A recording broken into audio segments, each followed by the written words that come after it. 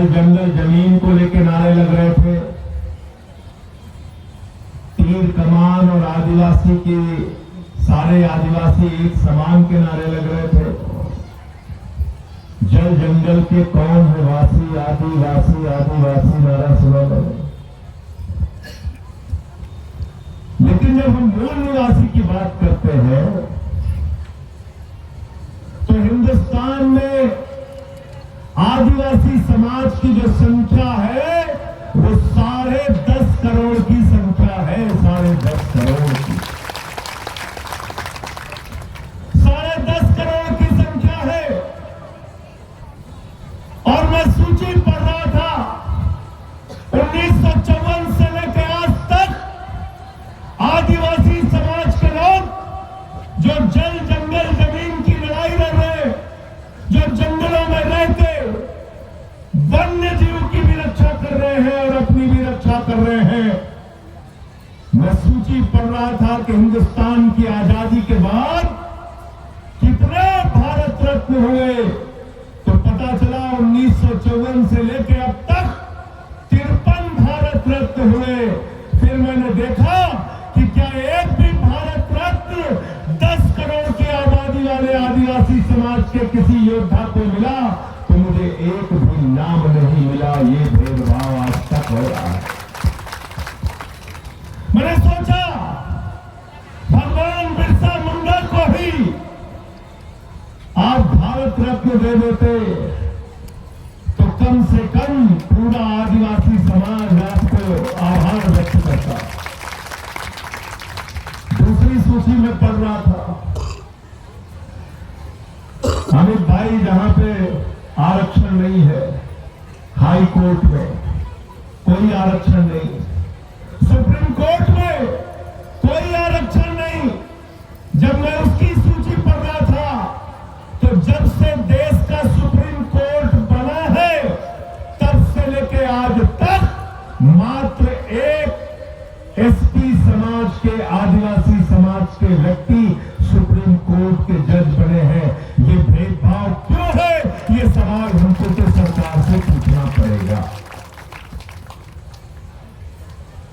अभी बहुत सारी बातें अमित भाई कह रहे थे और कह रहे थे कि आप मेरी बात को पता नहीं समझ पा रहे कि नहीं समझ पा रहे।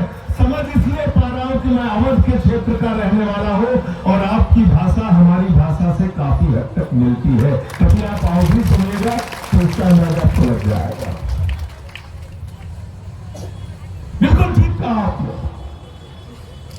चुनाव के समय के मुद्दे अलग होते हैं, लेकिन बाबा साहब ने जो अधिकार दिया संविधान में, तो यह कहा कि एक वोट की गिनती राष्ट्रपति की होगी, एक ही वोट की गिनती प्रधानमंत्री की होगी, एक ही वोट की गिनती कैबिनेट मंत्री की होगी, एक ही वोट की गिनती मुख्यमंत्री की होगी, एक ही वोट की गिनती सांसद की होगी, एक ही वोट की गिनती विधायक की होगी, एक ही वोट की गिनती दलित समाज के अनुसूचित जाति के व्यक्ति की होगी और एक ही व्यक्ति की गिनती होगी एसटी समाज के व्यक्ति की, अनुसूचित जनजाति के व्यक्ति। किसी का 2 वोट गिना जाता है क्या भाई? नहीं। 2 वोट गिना जाता है क्या? वोट के मामले में हम सब लोग बराबर हैं।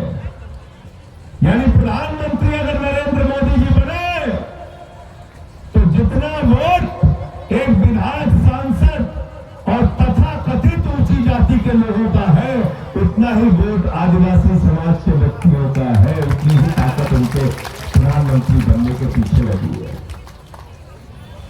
लेकिन जब बाबा साहब ने देश का संविधान लिखा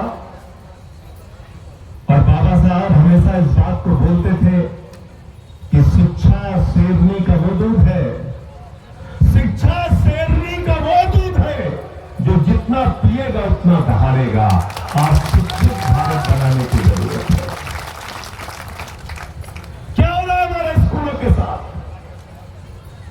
बिल्कुल सही जिक्र किया कि वोट के समय में आपको स्कूल की बात नहीं करते, अस्पताल की बात नहीं करते, दारू मुर्गे की बात करते हैं, पैसे की बात करते हैं। हिंदुस्तान के अंदर 1 लाख सरकारी स्कूल पिछले 10 साल में बंद हुए हैं। 1,20,000 सरकारी स्कूल ऐसे हैं जिसमें सिर्फ एक टीचर है। 1,19,000 सरकारी स्कूल ऐसे हैं जहां बिजली का इंतजाम नहीं है और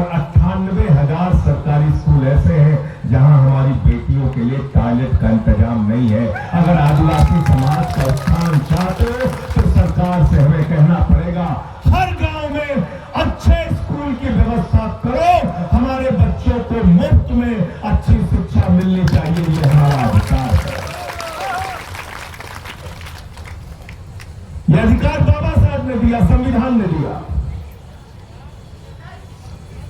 अस्पताल की बात करें, इलाज की बात करें, हम देखते हैं तस्वीरें, मोमबत्ती के रोशनी में ऑपरेशन हो रहा है, हॉस्पिटल के बेड पे कुत्ता बैठा हुआ है, एम्बुलेंस की व्यवस्था नहीं तो लोग मर जा रहे हैं, प्रसव पीड़ा के कारण महिला को अस्पताल नहीं पहुंचाया जा पा रहा है। ये दृश्य, तस्वीरें हम लोग देखते हैं। इसकी सबसे ज्यादा मार किसके ऊपर पड़ रही है? गांव में रहने वाले व्यक्ति को, गरीब व्यक्ति को, आदिवासी समाज के लोगों को, अनुसूचित जाति के लोगों को, अनुसूचित जनजाति के लोगों को। लेकिन जब आप अपना अधिकार मांगने के लिए जाएंगे तो आपको दो चीजों से डराते हैं, जेल, मुकदमा, लाठी। और जिसने इसका डर छोड़ दिया, याद रखना, उसको दुनिया की कोई ताकत हरा नहीं सकती।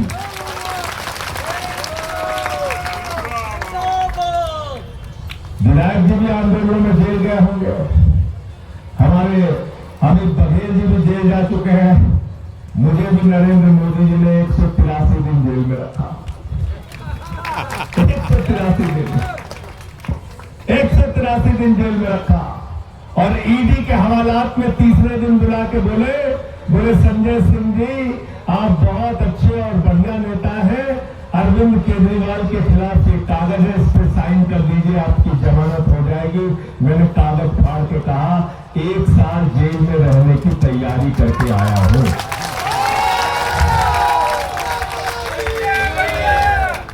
उसके आगे जितना जेल में डालना चाहते हो डाल देना, कोई चिंता की बात नहीं है। नारा लगा रहे थे हमारे साथी, जब तक जेल में चना रहेगा, आना जाना बना रहेगा। एक नारा और लगाया कीजिए, जगह है कितनी जेल में तेरे, देख लिया है। जगह है कितनी जेल में तेरे, जगह है कितनी जेल में तेरे। पूरे हिंदुस्तान में जेल की जो क्षमता है, जब जेल में था तो मैं पढ़ रहा था, कितनी है विधायक जी? 6 लाख। कितने? 6 लाख। खाली अगर गरियाबंद वाले तय कर ले कि हमको पूरे हिंदुस्तान की जेल भरना है तो मोदी जी के पास जगह नहीं होगी। हाथ जोड़ के मुख्यमंत्री मोदी से कहेंगे, बहन जी अब रहने दो, हमारे पास जगह नहीं है। तो मिलकर लड़ना होगा हम लोगों को, अपने अधिकारों के लिए लड़ना पड़ेगा, छुआछूत और भेदभाव के खिलाफ लड़ना पड़ेगा। और जब छुआछूत और भेदभाव की बात हम करते हैं तो हमें याद है छत्तीसगढ़ के राम नामी